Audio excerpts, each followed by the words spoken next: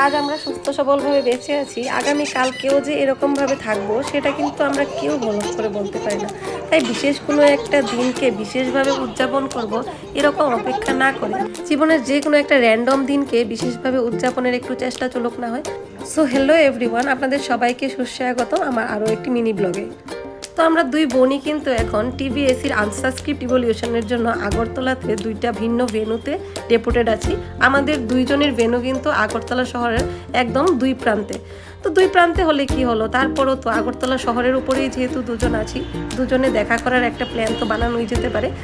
তো আমি ভেন্যুতে খাতা দেখতে যাওয়ার পর দিদি ফোন করে বলল চল আজকে দেখা করি। দিদি বলেছে, তারপর তো আমার দ্বিতীয়বার চিন্তা করার আর কোনো স্কোপই নেই। খাতা দেখা শেষ করে ভেন্যুর সামনে থেকে একটা অটো ধরে পৌঁছে গেলাম কামানচৌমুনিতে। কারণ হলো আমাদের দুজনের মিট করার কথা ছিল কামানচৌমুনি।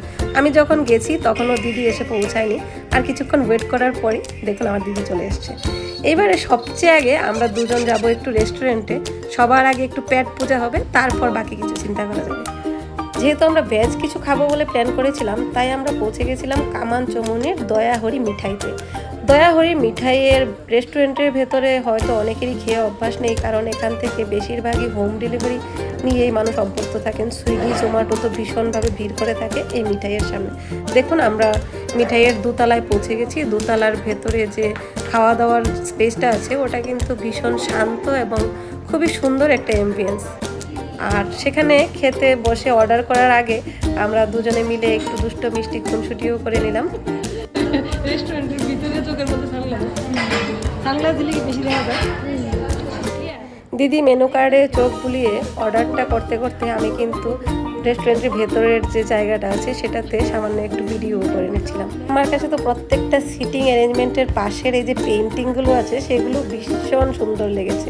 আর এই যে দেখুন আমরা এই ভিডিওগ্রাফি করতে করতে আমাদের খাবার চলে এসছে। আমরা আসলে বেশি কিছু অর্ডার করিনি, জাস্ট কিছু একটা খাবো এরকম মনে হয়েছে, তাই আমরা রেস্টুরেন্টে ঢুকেছিলাম। তাই আমরা অর্ডার করেছিলাম ভেজিটেবল ফ্রাইড রাইস আর শাহি পনির। মিঠাই রেস্টুরেন্টের খাবারের কোয়ালিটি নিয়ে কখনোই কোনো কথা হয় না। আমরা যে দুটো জিনিস অর্ডার করেছিলাম সেই দুটো জিনিস খেতে তো আমাদের কাছে দুর্দান্ত লেগেছিল। তো দুই বোনে মিলে খাবারটা কমপ্লিট করে একটু শহরের দিকে ঘোরাঘুরি করতে বেরিয়ে পড়েছিলাম। এই যে দেখুন শহরে কিন্তু অলরেডি রিডাকশান শুরু হয়ে গেছে, রিডাকশান সেল চলছে। আমরা এখন শকুন্তলা রোডের দোকানগুলোর সামনে আছি। শকুন্তলাতে এই বছর প্রশাসনের তরফ থেকে রিডাকশানে যে দোকানগুলো বসে সেরকম হকারদেরকে বসার কোনো পারমিশন দেওয়া হয়নি। তারপরেও কিছু কিছু ছোটো ছোটো দোকানদার অবশ্যই রাস্তার দুই ধারে বসার চেষ্টা করেছেন। আস্তে আস্তে চৈত্র মাসের সেলটা জমে উঠছে।